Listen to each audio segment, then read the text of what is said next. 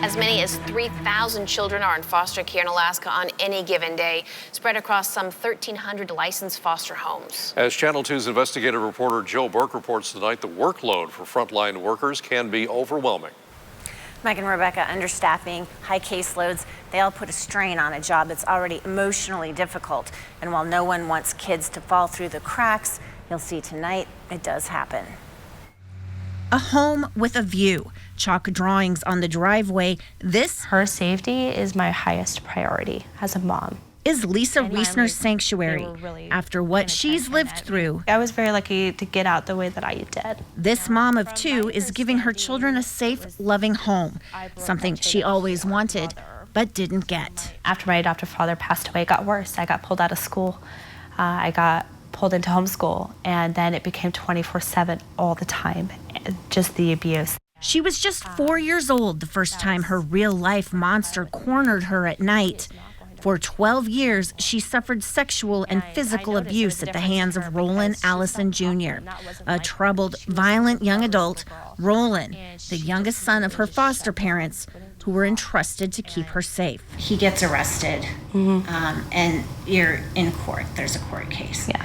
You run into an OCS worker who tells you what? So she told me that she told my adoptive mother that if she was to have us kids, that he was not to be around.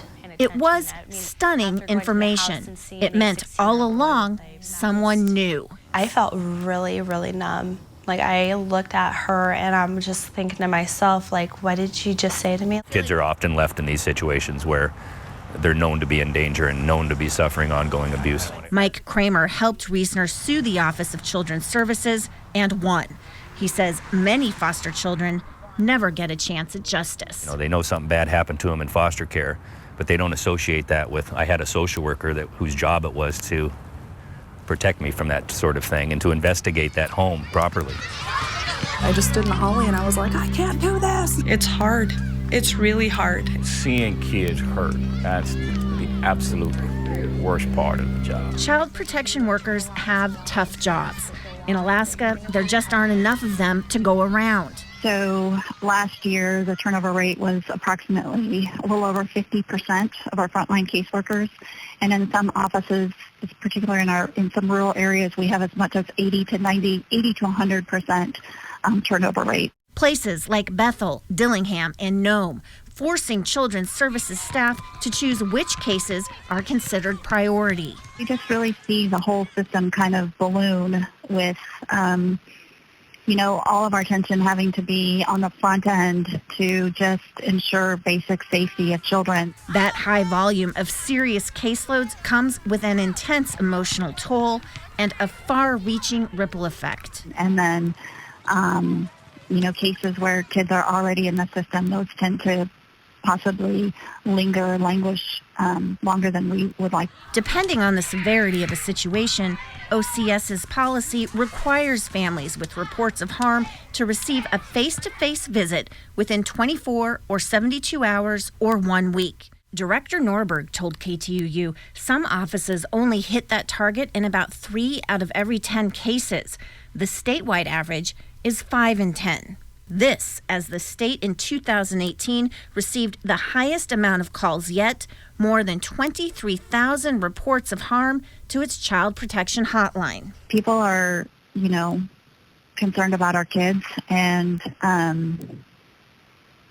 we're a very taxed agency, but we're just, we're doing the best that we can. But this attorney... You can't give a kid his childhood back or her childhood back, or their innocence. And this survivor... It really can tear down a child, and it can tear down their whole life. Believe more can and must be done. We hope to, continue to hold OCS responsible for their failings until, they're able to make the systemic changes where, these things just don't happen anymore. Because Alaska's most vulnerable children deserve nothing less. I want to be loved, I want to be accepted, but at the same time, I am telling you, something's happened.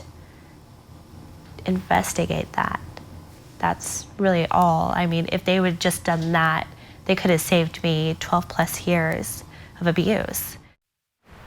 Now, OCS has added more positions and is working on recruitment and training, but they admit there's still a long way to go.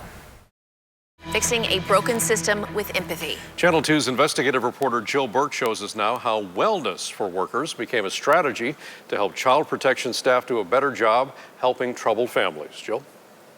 Mike and Rebecca, seeing trauma and heartache day in and day out requires a rock-steady sense of duty and care. It's even harder when workplace culture adds to the stress. When it comes to child protection work, there are no simple fixes when things break down. We're humans dealing with humans, trying to help humans that in some of their worst times of life. As chair of the Citizens Review Panel, a group that has oversight of, but no enforcement over, the Office of Children's Services, JP Boulette has an idea about how to boost morale and build a staff that stays. I view them more as a dysfunctional family and trauma, and acknowledge that what they do every day is they serve families that are traumatized. And there's a lot of secondary trauma that happens, and that happens with the caseworkers, and that happens all the way up the chain. Burnout, bad experiences, policies and procedures can only do so much to insulate a workforce from what the job brings. One of the number one reasons we hear from staff for reasons why they leave is they didn't feel like they got the support from their supervisor, or their supervisor just, literally wasn't available, because sometimes supervisors have to carry cases, or they just didn't get the guidance that they needed. That's contributed to vacancies statewide. For example, in Nome, there is only one staff member who carries a caseload.